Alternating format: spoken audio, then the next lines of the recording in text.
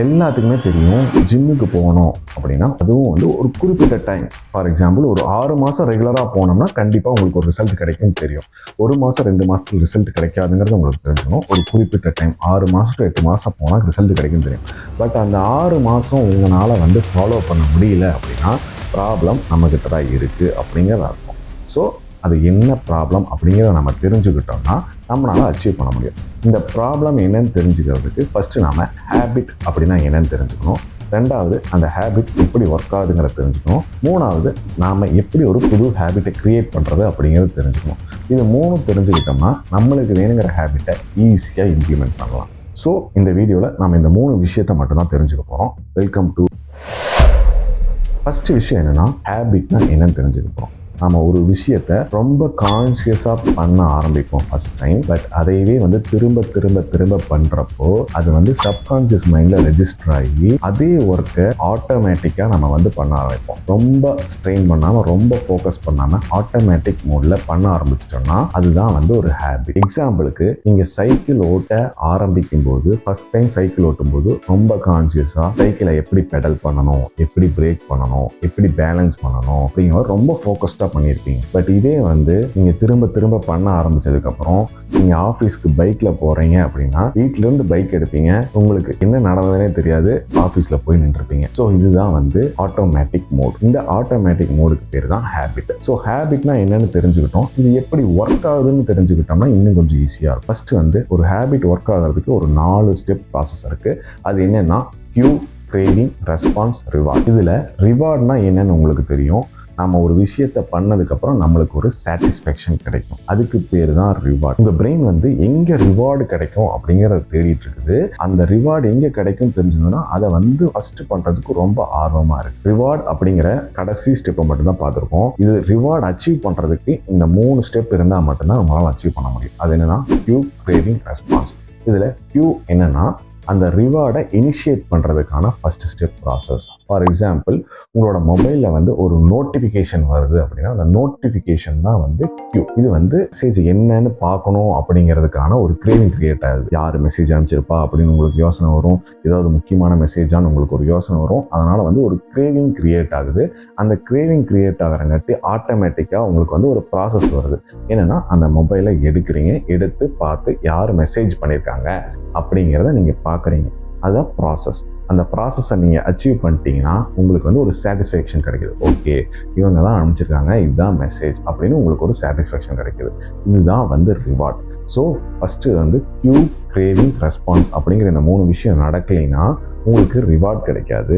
அதே மாதிரி உங்களுக்கு வந்து ரிவார்ட் கிடைக்கலைன்னா மறுபடியும் கியூ கிரியேட் ஆகாது அப்படிங்கிறதா கான்செப்ட். இப்போ வந்து எப்படி ஒரு ஹேபிட் ஒர்க் ஆகுது அப்படிங்கிறத தெரிஞ்சுக்கிட்டோம். அடுத்து உங்களுக்கு வேணுங்கிற ஹேபிட்டை எப்படி கிரியேட் பண்ணுறதுங்கிறத பார்க்கலாம். ஸோ ஃபஸ்ட்டு வந்து கியூ வந்து கிரியேட் ஆகுதான்னு செக் பண்ணணும். ஃபார் எக்ஸாம்பிள் நீங்கள் ஒரு சிம்பிளான ஹேபிட் எடுத்துக்கோம். தண்ணி குடிக்கணும்னு நினைக்கிறீங்க அப்படின்னா அதுக்கான கியூஸ் வந்து உங்கள்கிட்ட இருக்கும். அதுக்கான கியூ என்னன்னா தண்ணி பாட்டில் வந்து நீங்கள் உட்காந்துருக்கிற இடம். ஃபார் எக்ஸாம்பிள் ஹாலில் ஒரு வாட்டர் பாட்டில், பெட்ரூமில் ஒரு வாட்டர் பாட்டில், அப்புறம் ஆஃபீஸ் போகிறீங்கன்னா ஆஃபீஸ் போகிற இடத்துல ஒரு வாட்டர் பாட்டில். இந்த மாதிரி வச்சிங்கன்னா ஆட்டோமேட்டிக்காக வந்து கியூ கிரியேட் ஆகும். தண்ணி குடிக்கணும் அப்படிங்கிற கியூ கிரியேட் ஆகும். பட் கிரேவிங் கிரியேட் ஆகுமா, தண்ணி குடிக்கணுமா அப்படிங்கிற மைண்ட் செட்லையும் கூட நீங்கள் இருக்கலாம்.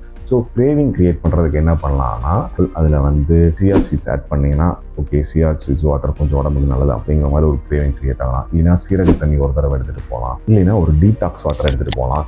இந்த மாதிரி மாற்றி மாற்றி மாற்றி பண்ணுறப்போ ஓகே, ஏதோ ஒவ்வொரு நாளும் ஒரு கிரேவிங் கிரியேட் ஆகுது. ஸோ அந்த கிரேவிங்னால நீங்கள் ஈஸியாக ப்ராசஸ் பண்ணுறீங்க, தண்ணி எடுத்து குடிக்கிறீங்க. அப்படி குடிக்கிறப்போ உங்களுக்கு ஒரு சாட்டிஸ்ஃபேக்ஷன் கிடைக்குது. ஓகே, தண்ணி குடித்தா நல்லது அப்படிங்கிற நம்ம குடிச்சிட்டோம் அப்படிங்கிற ஒரு சாட்டிஸ்ஃபேக்ஷன் கிடைக்குது. இது ஒரு சிம்பிளான ஹேபிட்டை வந்து நீங்கள் கிரியேட் பண்ணுறதுக்கான ப்ராசஸ். பட் இதே வந்து நீங்கள் ஜிம்முக்கு போகணும் அப்படின்னா அதுக்கான கியூ வந்து என்னென்னா நீங்கள் ஏதாவது ஒரு படம் பார்த்துருக்கீங்க, அது வந்து ஒரு டெம்பரரி கியூ.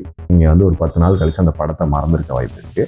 ஸோ இந்த மாதிரி ஒரு கியூவோட நீங்கள் வந்து கிரேவிங் கிரியேட் ஆகுது. நம்மளோட உடம்பு இதே மாதிரி ஃபிட்டாக வச்சுக்கணும். பட் அப்படி கிரேவிங் கிரியேட் ஆகிறப்போ நீங்கள் உடனே வந்து ப்ராசஸும் ஸ்டார்ட் பண்ணிடுறீங்க. நீங்கள் ஜிம்முக்கு ஜாயின் பண்ணணும்னு நினைக்கிறீங்க, அந்த ஜிம்முக்கு போயிட்டு ஒரு நாள் ஒர்க் அவுட் பண்ணுறீங்க, ப்ராசஸ் ஸ்டார்ட் பண்ணிட்டீங்க.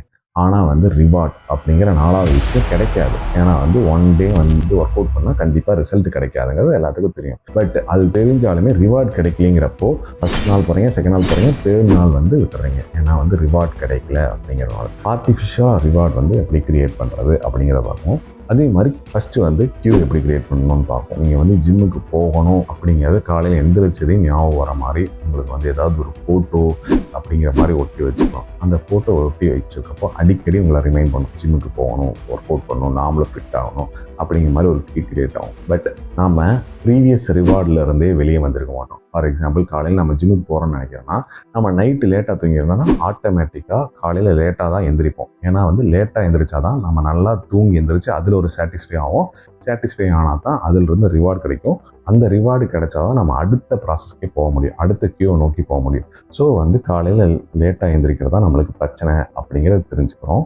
ஸோ காலையில் ஏன் லேட்டாக எந்திரிக்கிறாங்கன்னா நைட்டு லேட்டாக தூங்குறோம் அப்படிங்கிறது தெரிஞ்சுக்கிறோம். ஸோ நைட்டு ஏன் லேட்டாக தூங்குறோம் அப்படிங்கிறத நம்ம தெரியணும். எக்ஸாம்பிளுக்கு நீங்கள் வந்து ஒரு வேளை லேட்டாக சாப்பிட்ற மாதிரி இருக்கலாம், லேட்டாக சாப்பிட்றங்காட்டி லேட்டாக தூங்கலாம்.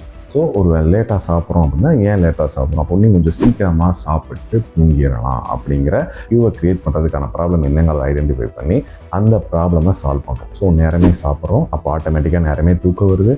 நேரமே தூங்குறப்போ நீங்கள் ஆட்டோமேட்டிக்காக தூங்குறதுக்கான ரிவார்டு வந்து சீக்கிரமாக கிடச்சிருது. அப்போ ஆட்டோமேட்டிக்காக காலையில் நேரமே எந்திரிக்கிறதுக்கான வாய்ப்பு. ஸோ காலையில் நேரமே எந்திரிச்சாலும் உங்களுக்கு ஜிம்முக்கு போடுறதுக்கான மோட்டிவேஷனுக்கான ஃபோட்டோஸ் இருக்குது. ஸோ அதுக்கான கிரேவிங் உங்களுக்கு க்ரியேட் ஆகுது. அந்த கிரேவிங் க்ரியேட் ஆனாலும் உங்களுக்கான ட்ரெஸ்லாம் ரெடியாக இருக்குது, உங்களுக்கான ஷூ ரெடியாக இருக்குது, டக்குன்னு எடுத்து போடுறீங்க, ஒரு 10 மினிட்ஸில் ரெடியாகிடுறீங்க. பட் ப்ராசஸ், நீங்கள் ஜிம்முக்கு போகிறதுக்கான ப்ராசஸ் டைம் அதிகமாக இருக்குது, ஃப்ரிக்ஷன் அதிகமாக இருக்குது அப்படின்னா அந்த ஃப்ரிக்ஷனை குறைக்கிறதுக்கு ஜிம்மு பக்கத்துலேயே இருக்கிற ஜிம்மை சூஸ் பண்ணிக்கிறீங்க. ஸோ ஃப்ரிக்ஷன் குறையுது. ஸோ ஜிம்முக்கு போகிறீங்க, போனதுக்கப்புறம் ரிவார்டு கிடைக்கல, அதுக்கு பதிலாக ரிவார்டு வந்து டெம்பரரியாக நீங்களாக வந்து ஆர்டிஃபிஷியலாக க்ரியேட் பண்ணணும். அதுக்கு நான் என்னுடைய லேர்னிங்ஸ் மூலமாக என்னோட அண்டர்ஸ்டாண்டிங் மூலமாக தான் நான் சொல்கிறேன். ஸோ அது வந்து என்னென்னா, நான் வந்து ஒரு எக்ஸாம்பிளுக்கு ஒரு உண்டியல் வச்சுக்கிறேன். நான் வந்து ரெகுலராக 1 ஹவர் ஜிம்முக்கு போனால் எனக்கு நானே வந்து பே பண்ணிக்கிறேன் 100 ருபீஸ். இந்த 100 ருபீஸ் வந்து இந்த உண்டியில் போடுவேன். ரெகுலராக ஜிம்முக்கு போனால் மட்டும்தான் போடுவேன். அந்த 100 ருபீஸ் வந்து உண்டியில் போட்டு ரெகுலராக போடுறப்போ ஒரு மாதம் போட்டால் 3000 ரூபா வருது. ஸோ அந்த 3000 ரூபாய்க்கு எனக்கு என்ன தேவையோ அப்படிங்கிறத நான் வாங்கிக்கலாம். இல்லைன்னா எனக்கு ஆன சேவிங்ஸ் டெபாசிட்டாக நான் வந்து எமர்ஜென்சி சேவிங்ஸாக கூட அதை போடலாம். ஸோ இந்த மாதிரி பண்ணுறப்போ சாட்டிஸ்ஃபேக்ஷன் கிடைக்குது. ஸோ இந்த மாதிரி பண்ணுறப்போ 2 விஷயம் நடக்குது. ஒன்று வந்து ஜிம்முக்கு போகிற ஹேபிட்டை க்ரியேட் பண்ணுறீங்க, இன்னொன்று வந்து ஃபினான்ஷியலாக நீங்கள் வந்து ஒரு சேவிங்ஸ்ங்கிற ஹேபிட்டும் இதில் வந்து க்ரியேட் பண்ணுறீங்க. ஸோ இதில் வந்து 2 ஹேபிட்டை வந்து நான் ஆட் பண்ணியிருக்கேன். வெறும் 3வது சாப்டர் ஆஃப் அட்டாமிக் ஹேபிட்ஸ் அப்படிங்கிற புக் மூலமாக படிச்சுக்கிட்டு இதுக்கப்புறம் எப்படி ஒரு கியூவை க்ரியேட் பண்ணுறது, இன்னும் ஸ்ட்ராங்காக க்ரியேட் பண்ணுறது அப்படிங்கிறது அடுத்தடுத்த சாப்டரில், இந்த 4 ப்ராசஸ் இன்னும் ஸ்டெப் பை ஸ்டெப்பாக எப்படி க்ரியேட் பண்ணுறதுங்கிறது அடுத்தடுத்த சாப்டரில் வரப்போகுது. அதையும் நான் வீடியோஸாக மேக் பண்ண போகிறேன். இதுக்கு முன்னாடி வந்து 2 சாப்டர்ஸாக வந்து நான் ஷார்ட்ஸாக போட்டிருக்கேன். அதை பார்க்கணுன்னா பாருங்கள். இன்னும் வந்து இந்த மாதிரி யூஸ்ஃபுல்லான வீடியோஸ் பார்க்கணும்னு நினச்சிங்கன்னா சப்ஸ்கிரைப் பண்ணிக்கோங்க. தேங்க்யூ.